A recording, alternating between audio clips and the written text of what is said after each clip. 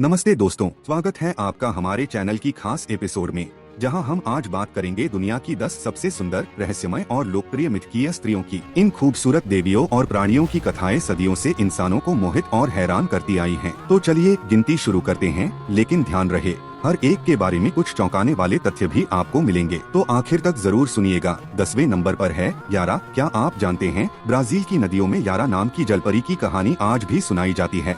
कहते हैं यारा पहले एक बेहद सुंदर स्थानीय युवती थी, जो बाद में नदी की देवी बन गई। यारा की आंखें बहुत ही आकर्षक थी, उसकी नजर जिस पर पड़ती वह उसके मुंहपाश में बंध जाता। यारा की खासियत थी कि वह मधुर आवाज में गाना गाकर इंसानों को पानी में बुला लेती थी। लोक कथाएं बताती हैं यारा के पास अमरता थी और वह जिसे चाहती अपने साथ पानी के भीतर ले जाती थी। 9वें नंबर पर है मरमेड। क्या आप मान सकते हैं दुनिया की लगभग हर समुद्री सभ्यता में मरमेड की कहानियां मिलती हैं।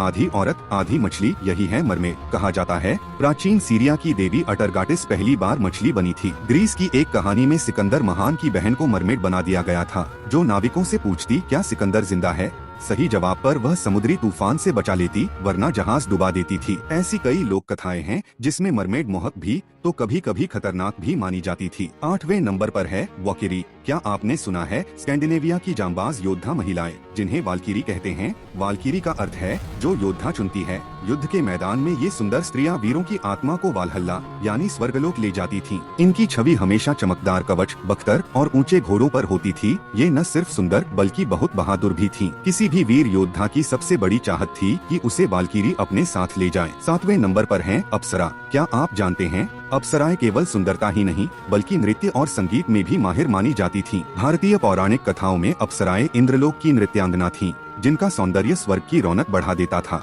ये देवी देवताओं की सभा में नाचती थीं, कभी कभी तपस्वियों का ध्यान भटकाने धरती पर भी जाती थीं। इन्हें समुद्र मंथन से उत्पन्न हुआ बताया गया है और सबसे प्रसिद्ध अप्सराएं मेनका, रंभा, उर्वशी मानी जाती हैं। अप्सराओं की कथाओं में शांति, प्रेम और कभी कभी शरारत देखने को मिलती है। 6ठे नंबर पर है सायरन। क्या आपको पता है यूनान की सायरन सुंदरता से कहीं ज्यादा आवाज की जादूगर भी थीं। सायरनें आधी स्त्री और आधी पक्षी या मछली के रूप में जानी जाती हैं। इनकी आवाज इतनी मनमोहक थी कि नाविक अपने होश खो बैठते और उनके जहाज चट्टानों से टकराकर तबाह हो जाते। किंवदंतियों के हिसाब से सायरन कभी हैड्स की साथी थीं, जिनको पंख और उड़ने की ताकत मिली। इनका जादू आज भी कई संगीत और कहानियों में जिंदा है। 5वें नंबर पर है सेल्की। क्या आपने कभी सोचा है सील जैसी खाल पहनकर कोई सुंदर युवती इंसान बन जाए। स्कॉटलैंड और उत्तर यूरोप की कहानियों में सेल्की समुद्र में रहती, लेकिन जब चाहती इंसानी रूप ले देती थी। कई लोक कथाओं में सेल्की इंसानों से प्यार कर बैठती और धरती पर रहना चाहती, लेकिन अगर उसकी सील की खाल वापस मिल जाए वह हमेशा के लिए समुद्र में लौट जाती। इनकी कहानियाँ प्रेम, बलिदान और रहस्य से भरी हैं। 4थे नंबर पर हैं नायाड्स और निम्फ्स। क्या आप जानते हैं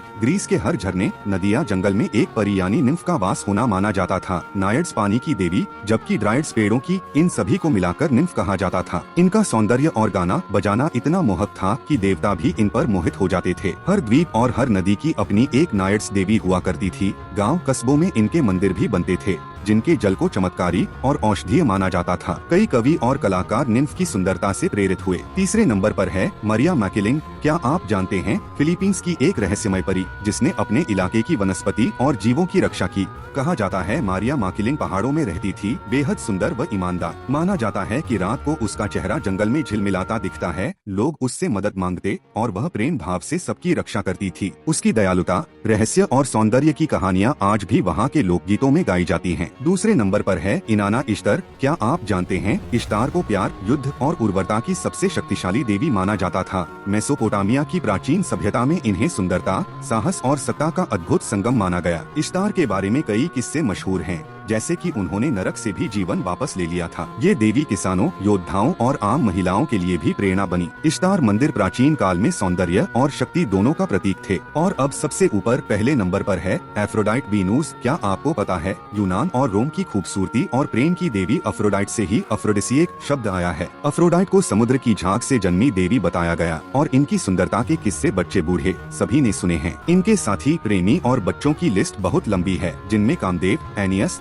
हर्मीस, अडोनिस आदि शामिल हैं। कहते हैं जब अफ्रोडाइट जिद पर आ जाए, कोई भी देवता या इंसान उसके आकर्षण से नहीं बच सकता। उनका प्रतीक चिन्ह गुलाब, कबूतर, दर्पण, सीप और हंस है। एक मशहूर कहानी में अफ्रोडाइट ने ग्रीक सौंदर्य प्रतियोगिता द जजमेंट ऑफ पेरिस हासिल की थी, जिसकी वजह से ट्रोजन युद्ध शुरू हुआ था। विश्वविख्यात मूर्ति वीनस डी मिलो भी इन पर बनी है। अफ्रोडाइट न केवल सुंदरता बल्कि प्यार, सहानुभूति और करुणा की देवी भी मानी जाती थी। दोस्तों, तो ये थी दुनिया भर की 10 सबसे सुंदर और खास मिथकीय स्त्रियां। इनकी कहानियां सिर्फ सुंदरता ही नहीं बल्कि रहस्य, जादू और शक्ति की भी मिसाल हैं। क्या आपको इनमें से कोई कहानी सबसे ज्यादा पसंद आई? नीचे कमेंट करें और अगर वीडियो अच्छा लगा हो तो लाइक, शेयर और सब्सक्राइब जरूर करें। फिर मिलेंगे एक और अनसुनी कहानी के साथ। धन्यवाद।